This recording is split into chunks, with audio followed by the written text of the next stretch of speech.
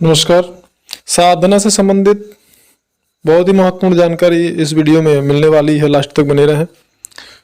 बहुत सारे साधकों का यह प्रश्न होता है कि साधना करते समय जब हम मंत्र जाप करते हैं, किसी भी माला की बात यहाँ पे मैं कर रहा हूँ, वो चाहे किसी भी प्रकार का माला हो, चाहे वो रुद्राक्ष हो, चाहे वो स्फटिक हो, मूंगे का माला हो, कमलगट्टे का माला हो, किसी भी प्रकार का माला हो, आप अगर किसी भी साधना कर रहे हैं माला से और वह माला मंत्र जाप करते समय आपका माला जो है वो टूट जाता है,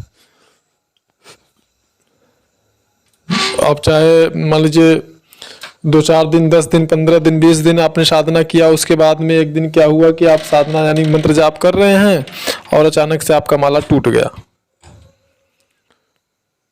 अब इसमें क्या है, बहुत सारे लोग और बहुत सारे काबिल लोगों ने ये जानकारी भी दिया है कि ऐसा अगर होता है तो वो साधना आपकी खंडित हो जाती है, अथवा वो शक्ति जिसकी कि आप साधना कर रहे हैं वो आपसे नाराज हो गई है।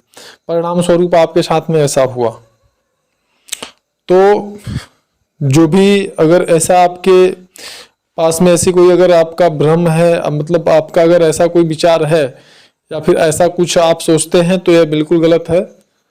क्योंकि माला की डोरी जो है वो निश्चित रूप से कभी ना कभी टूटती ही है। कुछ माला ऐसे होते हैं जिनकी डोरियां जो होती हैं अगर कमजोर रहती हैं तो जल्दी जो है घिस करके टूट जाती हैं। जिसमें कि अगर बात किया जाए तो जैसे स्फटिक हो गया, स्फटिक की माला का प्रयोग बहुत सारे साधना में होते हैं। मुख्यतः इसके मतलब इसका प्रयोग आप जो है कि अप्सरा साधना में भी लोग करते हैं, और साथ ही साथ इसको अगर विशेष प्रकार से जागृत कर दिया जाए, प्रतिष्ठित कर दिया जाए, तो जिस व्यक्ति को बहुत ज़्यादा क्रोध आता है या हाई ब्लड प्रेशर की समस्या है, तो ऐसे व्यक्ति के लिए भी यह जो है उन समस्याओं में बहुत ही ज़्यादा लाभप्रद होता है।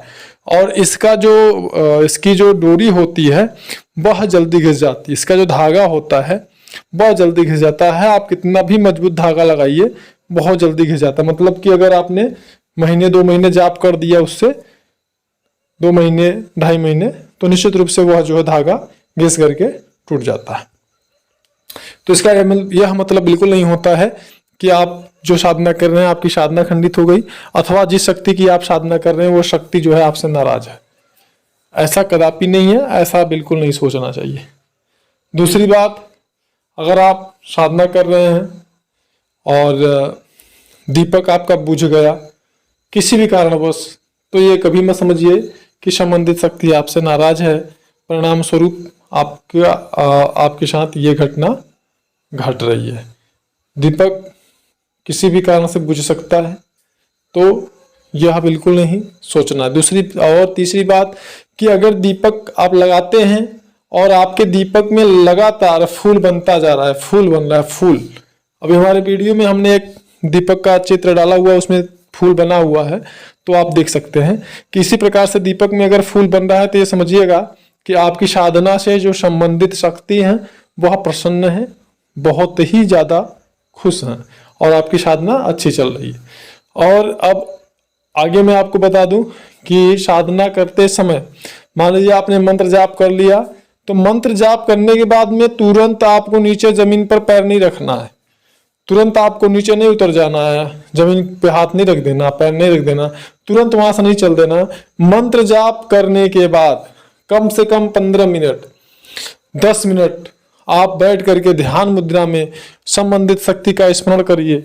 यानी कि जो मंत्र जाप की ऊर्जा है वह ऊर्जा आपके शरीर के विशेष केंद्रों में, विशेष कोषों में, विशेष चक्रों में जब तक कि एकत्रित ना हो जाए, जब तक जी अवशोषित न हो जाए, तब तक पृथ्वी पर अगर आप पैर रखते हैं तो आपकी ऊर्जा जो है वो पृथ्वी में अवशोषित हो जाती है, पृथ्वी द्वारा सोख ली जाती है।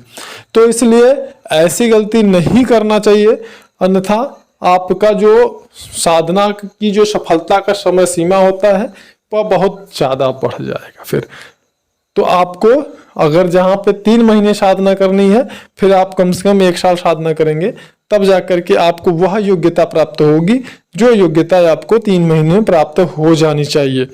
और इसमें जो सबसे महत्वपूर्ण है ब्रह्मचर्य। बहुत सारे लोग कहते हैं कि गुरुजी ब्रह्मचर्य अगर खंडित हो गया किसी कारण से साधना काल में, तो फिर ऐसी परिस्थिति में हमको क्या साधना को रोक देना चाहिए? तो मैं इसके लिए कहना चाहूँगा कि अगर आपने जानबूझ करके ब्रह्मचर्य को खंडित नहीं किया, ब्रह्मचर्य अपने आप खंडित हो गया, तो आपको साधना कदापि नहीं रोकनी चाहिए। अगर आपने जानबूझ करके ब्रह्मचर्य को खंडित कर दिया तो निश्चित रूप से आपकी साधना खंडित मानी जाएगी। लेकिन पहली परिस्थिति जो मैंने बताया, अगर ऐसी परिस्थिति बनती है तो आपका ब्रह्मचर्य खंडित होने के बावजूद आपकी साधना को खंडित नहीं माना जाता है और आपको कंटिन्यू अपनी साधना को रखना चाहिए। निश्चित रूप से आपको परिणाम मिलेगा, निश्चित रूप से आपको लाभ मिलेगा, इसमें कोई संदेह नहीं है। और बहुत सारे प्रश्न हैं जो कि हम आने वाले वीडियो में आपको बताएंगे कि साधना काल में कैसा क्या करने से या क्या परहेज करना चाहिए, कौन सी साधना में किस प्रकार का परहेज रखना चाहिए। इस वीडियो में इतना ही, मिलते हैं नेक्स्ट वीडियो में, तब तक के लिए धन्यवाद।